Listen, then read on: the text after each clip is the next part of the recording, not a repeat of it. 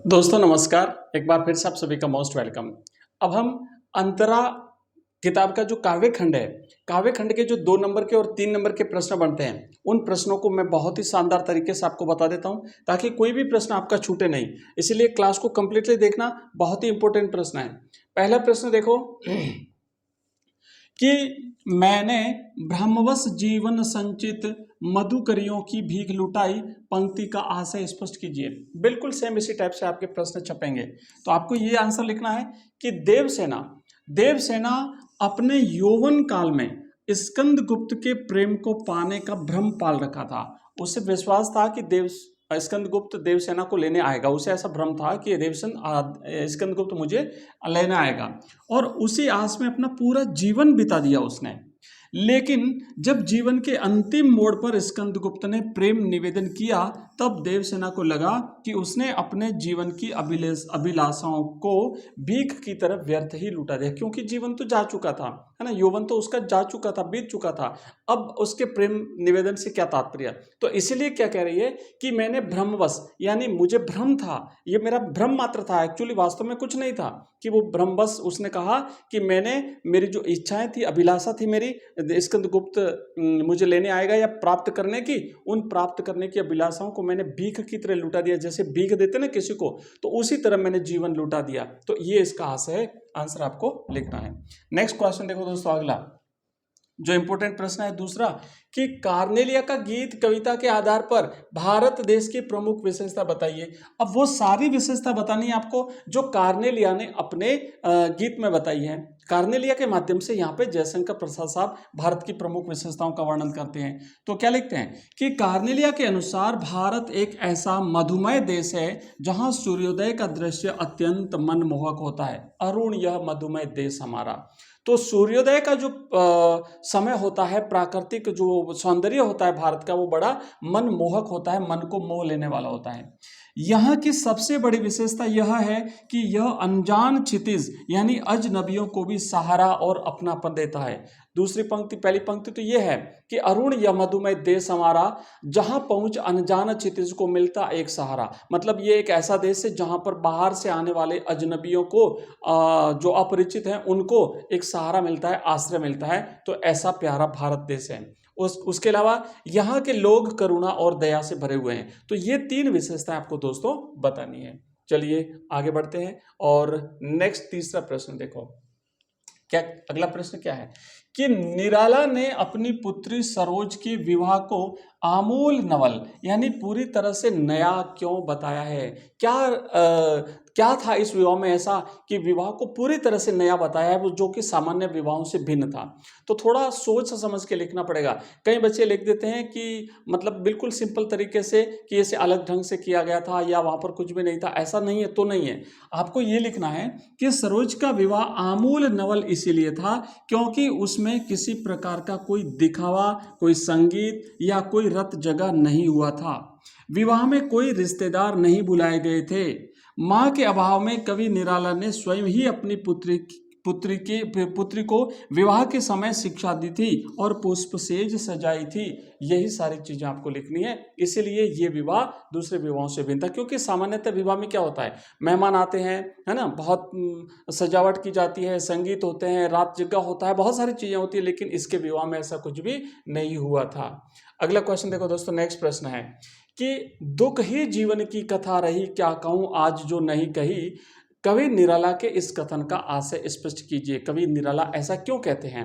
तो आपको ये लिखना है दोस्तों इस प्रश्न का आंसर कि कवि निराला का पूरा जीवन संघर्ष और अपनों को खोने के दुख में बीता था। पहले पत्नी और फिर जवान पुत्री सरोज की मृत्यु ने उन्हें तोड़ दिया। वे कहते हैं कि दुख सहना ही मेरी नियति बन गया था। और पत्नी की मृत्यु हुई, उसके बाद फिर ना इनके परिवार के बहुत सारे लोग काल कवलित हुए थे। बाद में फिर पुत्री भी चली गई। तो इसीलिए कवि ये कहते हैं कि मेरा पूरा जीवन संघर्षों से भरा रहा है, दुखों से भरा रहा है, और आज मैं अपने उस दुख का रोना किसी के सामने क्यों रोऊं जिसे मैंने आज तक किसी को नहीं बताया। अगला क्वेश्चन देखो दोस्तों, देखो इसी प्रकार के सारे इंपॉर्टेंट क्वेश्चंस हैं। एक निवेदन रहेगा, क्लास को लाइक और हाइप कर दीजिए। बहुत ही शानदार तरीके से मैं आपकी तैयारी कर रहा हूँ। हर टॉपिक को मैं आपका कवर करवा रहा हूँ, इसलिए आपसे निवेदन इतना सा है कि इस वीडियो को हाइप करें, ताकि वीडियो ज़्यादा से ज़्यादा आपके जैसे और जो आवश्यकता वाले बच्चे हैं जिनको इस क्लास की जरूरत है उन तक पहुँचेगा, तो वो बच्चे भी आपकी तरह तैयारी कर लेंगे। अगला हमारा प्रश्न देखो, पांचवा प्रश्न है कि अज्ञेय ने दीप को पंक्ति में दे देने की बात क्यों कही है। भाई कवि कहता है ना कि दीप अकेला, इसे भी पंक्ति को दे दो, इसे भी पंक्ति में मिला दो। क्यों पंक्ति में मिलाने की बात करते हैं कवि दीप? तो आपके यहाँ लिखेंगे कि दीप एक गुणवान और शक्ति संपन्न व्यक्ति का प्रतीक है। यहाँ पे दीप है कौन? दीप एक व्यक्ति है, पर वो व्यक्ति कैसा है? बहुत ही गुणवान है ना। उसे गोताखोर बताया है, उसे यज्ञ की जो सामग्री होती है, हवन की सामग्री, वो बताया है। मतलब बहुत गुणवान व्यक्ति है, बहुत ही शक्ति संपन्न व्यक्ति है और पंक्ति समाज का प्रतीक है।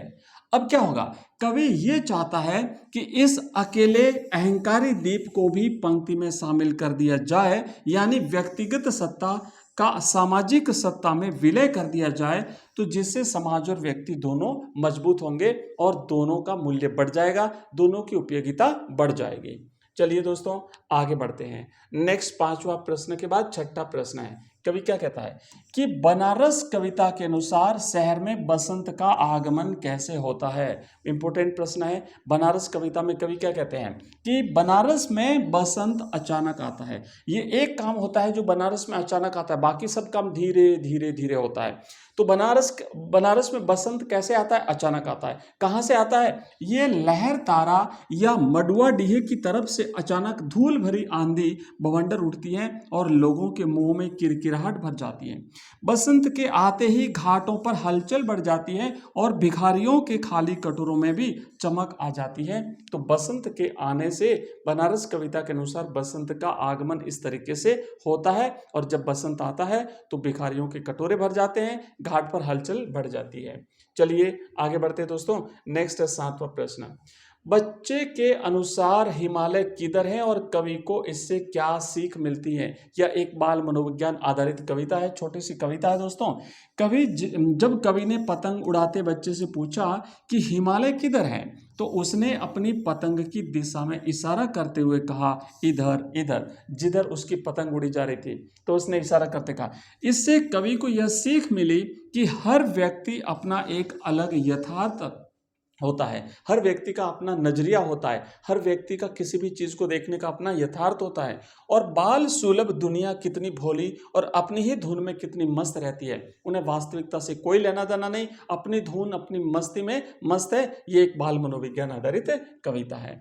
नेक्स्ट प्रश्न देखो, आठवां प्रश्न है कवि क्या कहता है कि बसंत आया कविता के आधार पर बताइए कि आधुनिक मनुष्य का प्रकृति से नाता कैसे टूट गया।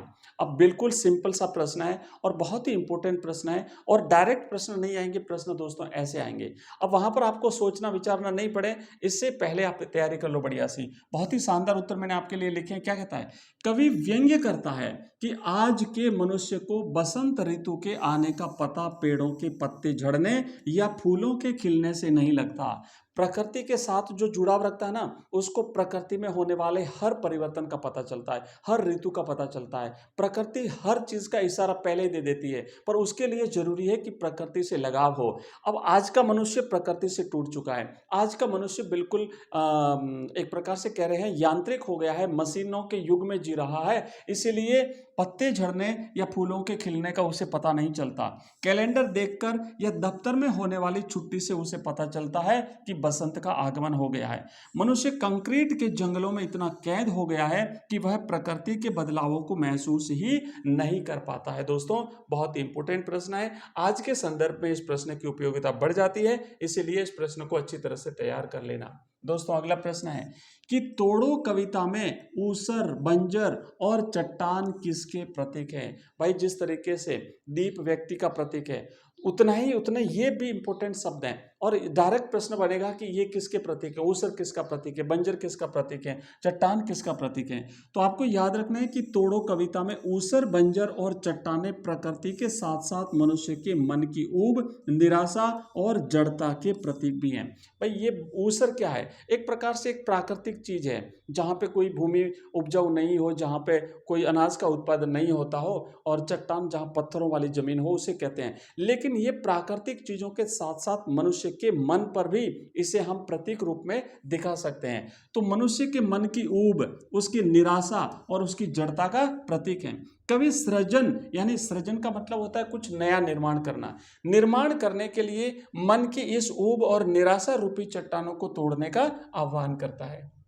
अगला प्रश्न देखो दोस्तों, बहुत ही इंपॉर्टेंट प्रश्न है, बहुत ही शानदार प्रश्न है, इसलिए क्लास को कंप्लीटली देख लीजिए अगर पूरे में से पूरे नंबर लाना चाहते हो। दोस्तों मैं जो प्रश्न करा रहा हूँ ना, आप लोगों ने पहले भी एग्जाम दिया है, प्रश्न बिल्कुल सटीक होते हैं जो डायरेक्ट आपकी परीक्षा में छपते हैं। आपको पता है हमने 11th क्लास में जो 3-4 क्लासें कर ली थी, उसमें हमने जो प्रश्न बताए थे ना, वो सारे प्रश्न एज इट इज परीक्षा में छपे हैं। मतलब एक सोचो, जैसे बड़ा प्रश्न 6 नंबर का प्रश्न आया था, एक लेटर टू स्कूल अथॉरिटीज जो लिखना था, जैसे एक्स्ट्रा क्लास अरेंज के लिए, तो हु बहू केवल इंग्लिश हमने करवाया था, वहां पे बायोलॉजी का आया है, सब्जेक्ट्स केवल चेंज हुआ है, एक्स्ट्रा क्लास का सेम टॉपिक वहां पर आया है। मतलब ऐसे बहुत सारे एग्जाम्पल मैंने दिया है, और आपके भी आपने खुद ने देखा कि हमने आज तक जो क्लासें ली है आपकी, उसमें डायरेक्ट प्रश्न छप रहे हैं। इसलिए आप इसे पूरी तरह से पढ़ लें, एक भी प्रश्न मिस मत करना, बिल्कुल आपके एग्जाम के लिए बहुत ही इंपॉर्टेंट प्रश्न है। दोस्तों अगला प्रश्न क्या है कि मुनि वशिष्ठ के कहने पर सभा में खड़े होकर भरत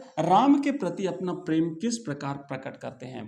तो आपको पता होगा कि चित्रकूट में जब सभा हो रही थी, वहां पे भरत जब जाते हैं, अपने गुरुजन, अपने बड़े भ्राता राम जी, उनका परिवार, उनके सभासद सब लोग बैठे थे, वहां जब भरत की बारी आई तो सभा में खड़े होते ही भरत का शरीर प्रेम से पुलकित हो उठता है और उनके कमल रूपी नेत्रों से आंसू बहने लगते हैं। वे कहते हैं कि राम ने बचपन से ही कभी खेल में भी मेरा मन नहीं दुखाया, और वे मेरे प्रति इतने स्नेही हैं कि उन्होंने हमेशा मेरे हित के लिए खुद ही हार मान ली थी। ऐसे हैं मेरे बड़े भ्राता, ऐसे हैं मेरे बड़े भाई, ऐसे हैं स्नेहशील भगवान राम। आइए दोस्तों आगे बढ़ते हैं। नेक्स्ट क्वेश्चन देखो, अगला हमारा 11वां प्रश्न है कि अगहन मास में नागमती की विरह दशा का वर्णन कीजिए। तो दोस्तों ध्यान से समझिएगा, हमारे जो 12 मासा है, पद्मावत काव्य से लिया गया है 12 मासा, इसमें अगन मास से ही विरहिणी नागमती के विरह का वर्णन किया गया है। तो कवि यहाँ पे लिखते हैं कि अगहन के महीने में दिन छोटे और रातें लंबी होने लगती है। शुरुआत यहीं से होती, ध्यान देना, दिन छोटे होने लगते हैं, रातें क्या होने लगती हैं, लंबी होने लगती है। सर्द रातों में प्रियतम यानी रत्न सेन के बिना नागमती की विरह व्यथा और बढ़ जाती है। एक तो रातें लंबी हो गई है, तो अब इनकी वीर्य में और ज्यादा वीर्य जो है वो बढ़ रहा है। वीर्य की आग उसे जला रही है और उसका शरीर जलकर राख के समान होता जा रहा है। नेक्स्ट प्रश्न देखो दोस्तों, 12वां प्रश्न है कि नागमती भंवरे और कौवे के माध्यम से अपने प्रियतम को क्या संदेश भेजती है। भाई ये तो बड़ा इंटरेस्टिंग प्रश्न है, बहुत ही शानदार संदेश भेजती है। नागमती भंवरे और कौवे से कहती है कि हे भंवरा और हे काग, तुम जाकर मेरे प्रियतम रत्नसेन से कहना कि तुम्हारी पत्नी विरह की आग में जलकर भस्म हो गई है, और उसी आग के धुएं से हम भी दोनों काले हो गए हैं। क्योंकि कौवा भी काला होता है, भंवरा भी काला होता है, और वो जो आग से धुआं उठा ना, उस आग के धुएं से हम भी वहां पर उपस्थित थे, हम भी देख रहे थे, वो मर गई, वो जल गई, और धुएं से हम भी काले पड़ गए। देख लो, हम इस बात का प्रमाण है। यह संदेश उसके असीम दुख को दर्शाता है। चलिए दोस्तों आगे बढ़ते हैं, और नेक्स्ट प्रश्न देखो, अगला है 13वां प्रश्न। कोयल और भौरों के कलरव को सुनकर नायिका राधा पर क्या प्रभाव पड़ता है। भाई ध्यान से समझना, बसंत ऋतु में जब राधा कोयल की मधुर आवाज और भौरों का गुंजन सुनती है, तो श्री कृष्ण के वियोग के कारण उसे यह सब बहुत कष्टदायक लगता है, और इसीलिए वो अपने कान बंद कर लेती है। साथ ही साथ वह अपने दोनों कानों को दोनों हाथों से बंद कर लेती है, ताकि उसे यह मधुर आवाज सुनाई नहीं पड़े, तो उसे वियोग दुख सहन नहीं करना पड़े। आगे बढ़ते हैं दोस्तों अगला क्वेश्चन, और ये रहा हमारा 14वां प्रश्न। घनानंद ने प्रेम के मार्ग को अति शुद्धो यानी अत्यंत सीधा क्यों कहा है? भाई प्रेम का मार्ग तो अत्यंत कठिन होता है ना, तलवार की धार पर चलने जैसा होता है, लेकिन घनानंद प्रेम के मार्ग को इतना सीधा क्यों बताते हैं? दोस्तों घनानंद के अनुसार प्रेम का मार्ग अत्यंत सीधा और सरल है, क्योंकि इसमें छल कपट, चतुराई या चालाकी के लिए कोई जगह नहीं होती है। चालाकी नहीं चलेगी यहाँ पे, छल कपट नहीं चलेगा यहाँ पे। इस मार्ग पर वही चल सकता है जिसका मन बिल्कुल पवित्र और सच्चा हो और जिसमें कोई अहंकार ना हो, इसलिए सीधा मार्ग का है। भाई छल कपट वाला मार्ग नहीं है ये अहंकार वाला मार्ग नहीं है, ये दिखावे वाला मार्ग नहीं है, ये तो सिंपल सरल सीधा मार्ग है, पवित्र मार्ग है, इसीलिए इसे सीधा मार्ग कहा है। नेक्स्ट प्रश्न देखो दोस्तों, कवि घनानंद अपनी प्रेमिका सुजान को क्या उलाहना देते हैं, शिकायत करते हैं?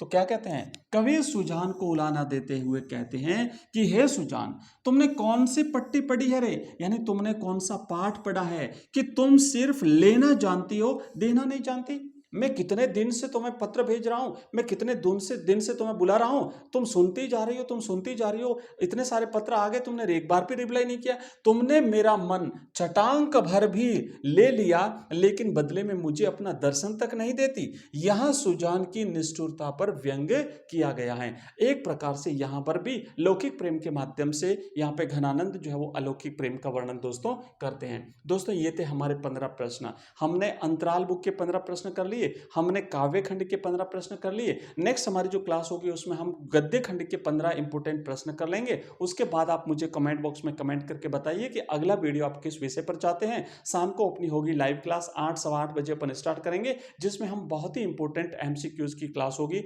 जिसमें हम किताब के प्रश्न भी शामिल करेंगे, काव्य खंड के प्रश्न भी शामिल करेंगे, और जो भी इंपॉर्टेंट प्रश्न होंगे वो सारे शामिल करेंगे। तो अभी इस क्लास में इतना ही। जाते जाते क्लास को लाइक करना है, दोस्तों के साथ शेयर करना है, वीडियो को हाइप करना है। मिलते हैं अगली क्लास में, तब तक इसी तरीके से पढ़ते रहिए। नमस्ते, धन्यवाद।